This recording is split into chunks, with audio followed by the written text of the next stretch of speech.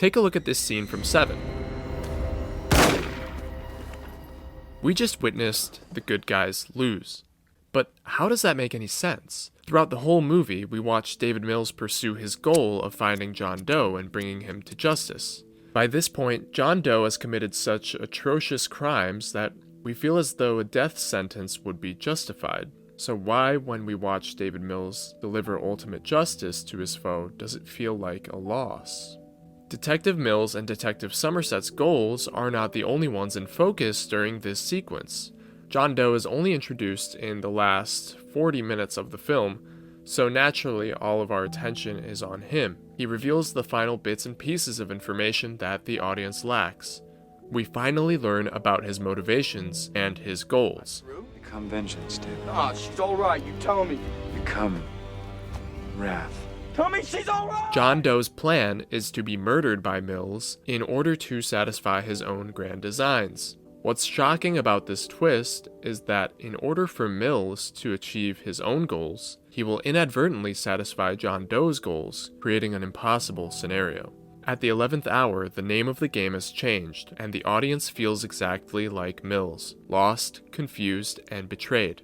I remember watching this for the first time, and my jaw dropped when Mills pulls the trigger because I recognized that what I wanted to see the entire movie just happened, except that I didn't want it anymore. The moment isn't just shocking, but accusatory. The events that unfold make you feel guilty for wanting justice. Se7en turns your own desire as a viewer against you in a shocking move of betrayal, making the ending all the more memorable and haunting. This betrayal forces you to reckon with your own corrupted morals and begs the question, are you any better than the sinners on the screen?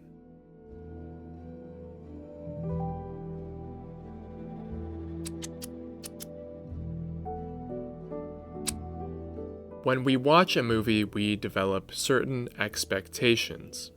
Expectations can arise for a number of reasons. Possibly the biggest source of these expectations comes from genre and classic genre conventions.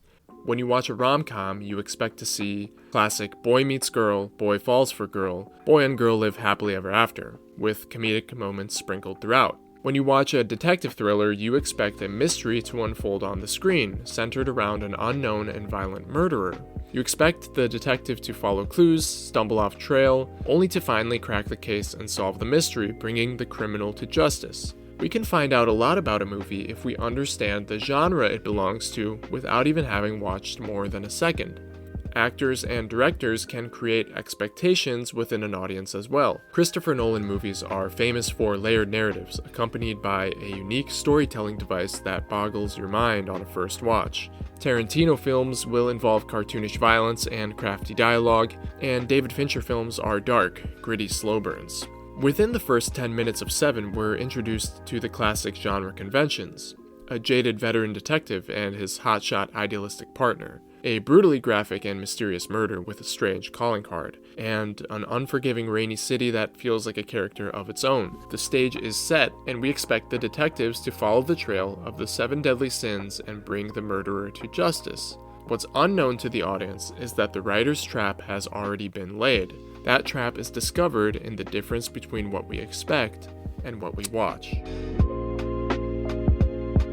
When what we watch is different from what we expect, we run into the idea of subverting expectations. Essentially, writers can subvert expectations when the story diverts from traditional genre conventions. I think Se7en's ending is a perfect example of subverting the expectations that come with the detective thriller genre. Traditionally, we expect to see the good guys win and the bad guys lose. But as I already pointed out, at the beginning of the video, we watch the hero lose in the closing minutes of the movie. This happens because our genre expectations are subverted, but also because our expectations of the antagonist's actions have also been subverted. To recap the movie this far, Detective Mills and Somerset have been chasing leads regarding a fresh serial killer. The killer stylizes each murder after a deadly sin. We've already seen 5, so only 2 remain, wrath and envy. With the clock ticking, the detectives continually run into dead ends until the killer, John Doe, turns himself in. Subversion number 1. At this point, the audience is confused, but will keep watching in order to discover the answer to the question, why? Why would John Doe turn himself in before his work, as he sees it, is complete? Fast forward to the final moments, and our expectations are subverted yet again. John Doe reveals he has planned all along for David Mills to kill him out of pure wrath for the guilt of his own sin, envy, of the detective's life. Doe has murdered David's wife and invites cold-blooded retaliation. This is subversion number 2 and the nail in the coffin. The subversion here is actually twofold. The first part is within the story. We don't expect John Doe's final goal to involve his ultimate demise. The second part leads us back to genre expectations. Up until this point, we've watched a classic battle of good versus evil. We never expected for good to have to become evil in order to prevail. The result is unforgettable. Somerset summarizes the moment perfectly. John Doe has the upper hand. But what makes a subversion of expectations good? Writer Jessica Thompson identifies 3 criteria that are necessary to make a subversion satisfying. First is that it needs to serve and improve the story from that point forward. Subversion shouldn't be a cheap trick tacked onto a story for shock value. Ultimately, every choice that the writer makes should serve a grander purpose and be beneficial, not harmful. In our example, John Doe's unpredictable goals increase the stakes of the scene in a way we don't expect, greatly improving the story. In John Doe's scenario, David Mills can no longer comfortably sit in the cop car and comment condescendingly on Doe's ideals. Mills is no longer a passive observer of Doe's killing spree, but instead becomes an active participant. The audience learns something new about David when they see him make active choices instead of passively reacting to events around him. This also increases the tension in the scene, since we know David must make a choice, but we don't know what he will do. Furthermore, the scene improves the story by clarifying John Doe's character. It's at this moment the full depth of his psychosis is revealed. We see he is willing to have himself martyred for ideology. The second criteria for a subversion is that it must have strong verisimilitude to the story that came before it. In other words, the twist has to appear real or be believable. Before John Doe ever appears on screen, the credibility to this moment is being built. We understand that Doe is meticulous enough to plan out this impossible scenario that David Mills finds himself in. Doe slices off his own fingerprints to avoid leaving any evidence. He goes to painstaking lengths to torture and murder his victims. He stalks the detectives, and his apartment is overflowing with his journaled, droning thoughts. At this point, just about anything John Doe pulls off is believable because of the setup that has taken place. Finally, the last criteria is that the subversion cannot break any promises. During the setup of any story, the author makes promises to the audience that the audience expects to see fulfilled at a later point. On the surface, Se7en promises a murder mystery and a hunt for a serial killer. As we delve deeper into themes, we are promised ultimately a fight of good versus evil. Naturally, we expect good to win in the end. When we see Mills kill John Doe, it might seem like that promise was broken. However, this moment ultimately leads Detective Somerset to decide not to retire and instead keep pursuing justice for the city.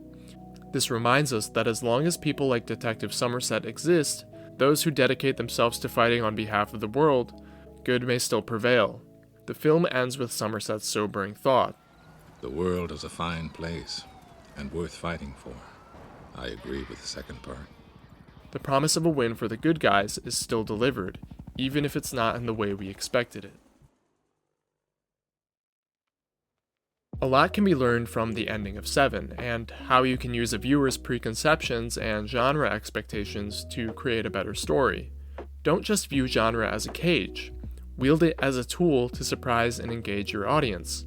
Playing upon the expectations that accompany your story structure and tweaking them can allow you to draw emotion and excitement from viewers, which might not have happened if you ignore a genre as a tool. This is one of the many reasons why storytelling is so great. Anything can be used to your advantage if you know the rules and when to break them. If you like this video and want to see more film breakdowns and writing tips, please consider subscribing to my channel. Leave a comment down below. What did you think about Se7en's ending? What are some other movies you like that also subvert expectations? Let me know. Thanks for watching, and I'll see you in the next one.